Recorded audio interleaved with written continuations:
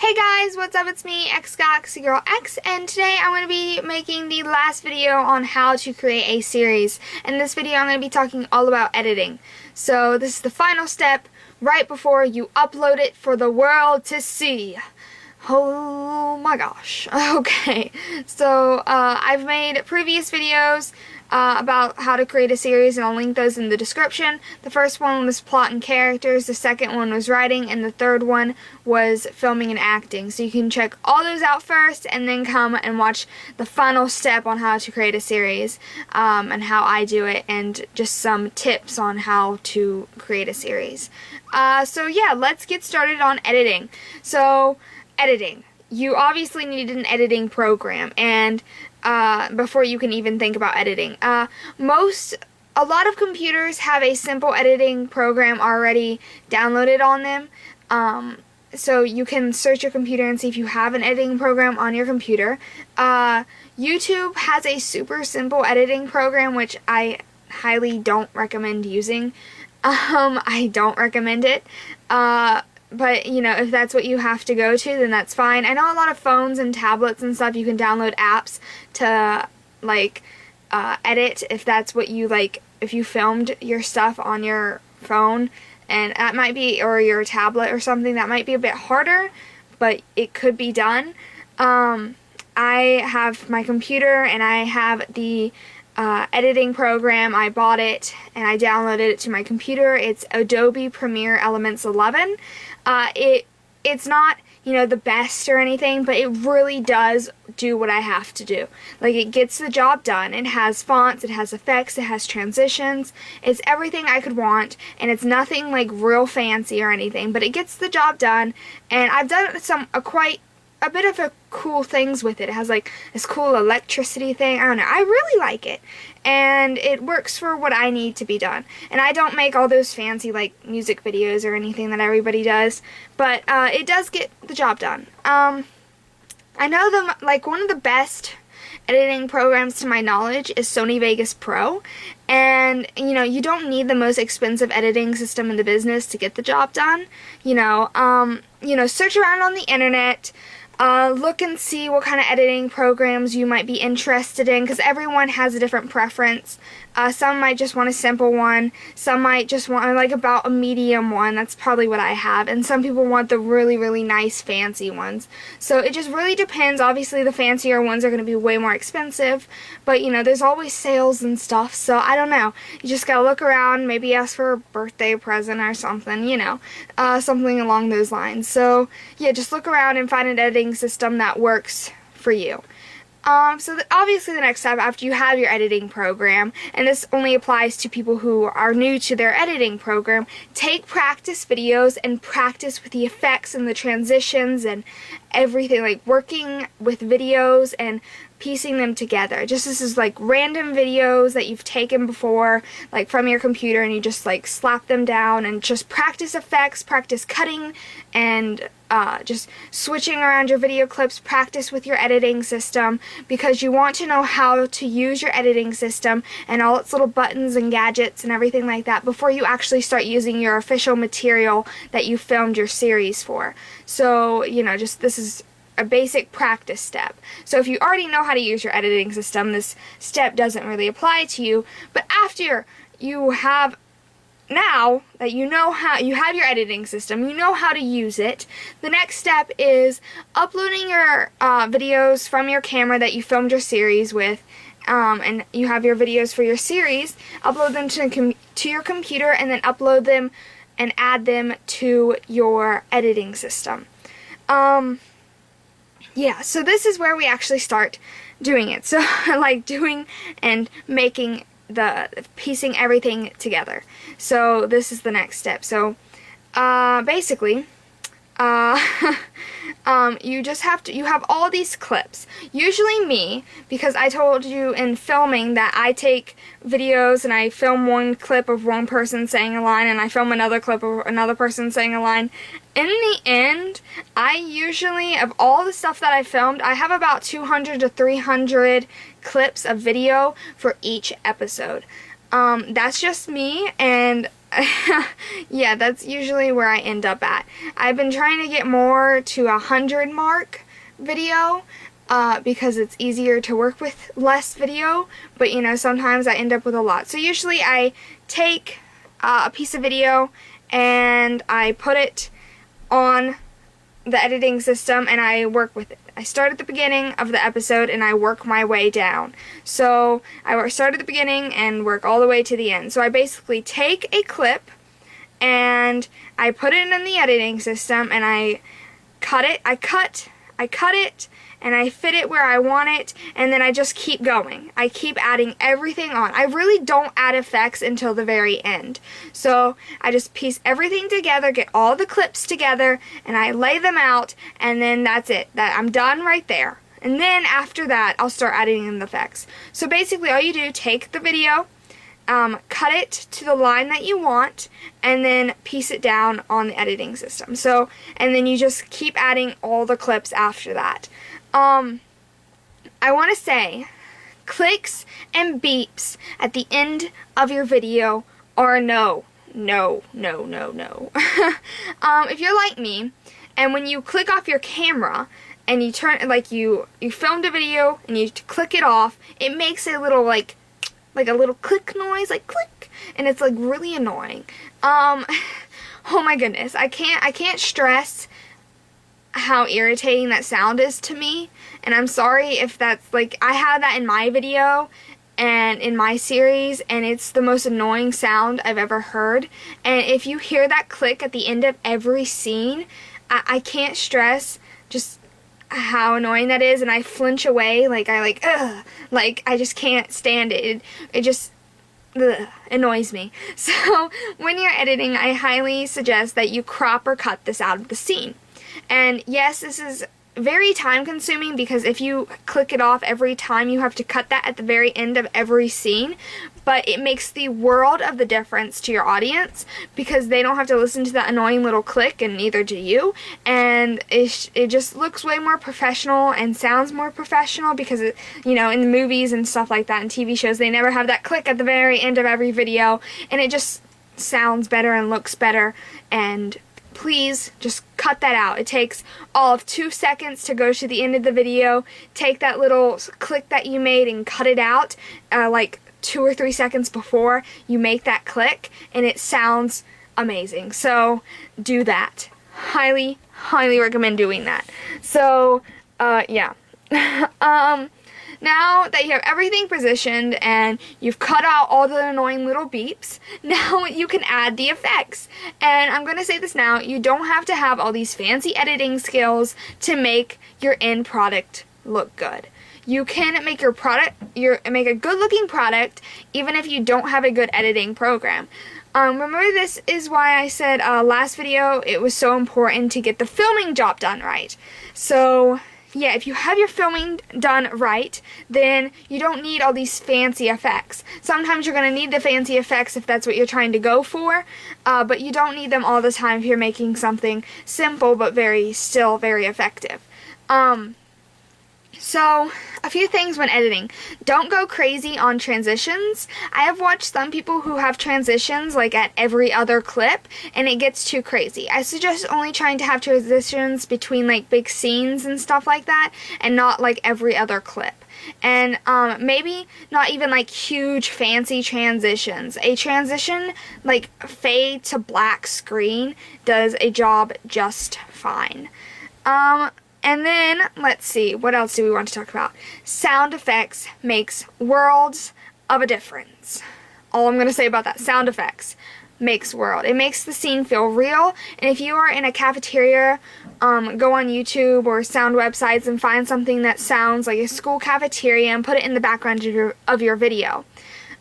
Or when your characters are outside and you might want to add in outside noises or clapping audiences if there's like a or like clapping audiences if there's a big group of people. If they are at a restaurant, background chatter and music, you will need to overlap it onto your original audio, but when you do, it will sound great and add a whole nother level to your story.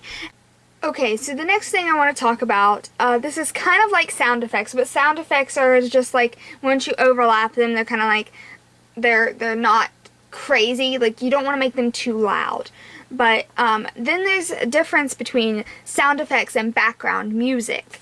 I'm not usually a big fan for, I don't know, I use background music. Like, I'm not usually that big on background music. I usually only have it when I have like a very emotional or very big scene. But some people use background music a lot, and that's totally cool. It just really depends. But you don't want to have, but you know, it really depends on you and what you want. You know, background music, they have it all the time in TV shows. I'm just usually not that big on it, but you can totally use it if that's what you want to do. It just really depends on where you want to work it into your series and everything like that. And it will add a whole nother cool level to your series if that's what you want to do, but it can also mess it up if you don't do it right. You have to be careful that the music needs to be quiet enough where you can hear your characters speaking, but also loud enough where it's not drowned out in the background. So it's just really finding that nice blend and in-between spot that is good, and you can still hear the characters and you can still hear the music, and it's just finding that nice in-between spot. And make sure that you aren't make sure you're not copywriting any of the music, and you know, I have done this a few times, but make sure you get everything in order before you use others' music and stuff like that. So I know there are some websites and stuff like that, just watch out and everything like that. So yeah, so that's background music for you. And you know, when you're putting on the background music, you have to again overlap it onto your original audio, and then you know, and then like with my editing program, I have my original audio, I have my background noise, and then I have another overlap of my background music. So it's like 3 levels of audio that I have going on at the same time. And it can become a bit hectic, but it can work, and it if you do it right. Okay, so that's audio and stuff like that. But now I want to talk about rewatching. And rewatching your work is very, very, very important. I end up rewatching my completed work at least a good 3 times before I even think about uploading it. Rewatching is probably the most important step, I have to tell you. Rewatching, you will find mistakes and things that you did wrong, video clips that you left out, scenes that you didn't cut. I have done this so many times, and I have watched my episodes that are like 20 minutes long 3 times over just to make sure it looks good and it looks completed. And I have to watch it from the beginning to the end, all the way through, without stopping. So, you know, I just grab me a snack and start watching it, and you know, take it, and it's, you know, it's really rewarding after you watch it, and then you'll find those little mistakes that you want to correct, and you would have never like realized that if you would have just uploaded it and been done with it. So you really do have to rewatch it, and that's probably the most important step I have to tell you. And also, save your work constantly. If your editing program doesn't save automatically, you really do want to save your work all the time, constantly. Like, you film one little scene, save it. You film another scene, save it. Like, after you do something like really big and drastic and made a whole bunch of changes, save it. I cannot stress how important it is to save your work, because I have filmed stuff all the time and my computer shuts down, and like, I didn't save it and my computer shuts down and all my work I just did is gone. So I really save my work probably every 5 minutes, and it's really only a click of a button and it's saved. So totally do that. So that's basically all I have to say about editing, but I did not talk about this in my very first video, and I should have, so I'm going to readdress it now. Title ideas. I had questions about about titles and how to create a title for your series. So I meant to address this in the first video, but it didn't happen, so because I forgot about it. So now I'm going to talk about it now. So title ideas. For a title of your overall series, usually I come up with the title after I write the series, or sometimes it comes to me at the beginning, or sometimes you get the title idea first and then like the series follows. It just really depends on what happens. But title ideas. With titles, you want to find a title that encompasses your entire series, your entire movie, or whatever you're doing. But don't make it so basic that everyone has that title, because I have seen the same title for many series. I'm not going to say what title names, but they're pretty basic and you've seen them around, and you don't want it to be so basic that everyone has it. What I do is I make a list of titles. I go online and I like look up movie titles and TV show titles and book titles, and I try, and sometimes I just come up with titles from my head, and I kind of like just make a whole list of title ideas, and then I go out and mark out the ones I know I don't want. I write down everything, even the most stupid ideas, because sometimes I can turn that stupid idea into something. So I just write everything out, and then I go on and I cross everything out that I don't want, and then I narrow it down to about 3 or 5 that I really like, and I pick from those. So that's very important to do. And go outside the box and make sure it will catch the audience's eye. It's something different, something new that no one's really ever seen before. And that will definitely attract more audience, because you're like, what's that? That sounds different. I've never heard of anything like that before. And yeah, but if it's like something so simple like Wolf Pack or something, it doesn't catch the audience's eye as much. Let's see. Okay, this is the last thing I want to talk about. Okay, so you have it done. You have created a series. You have wrote it, you have picked out characters, you wrote it, you filmed it, you edited it.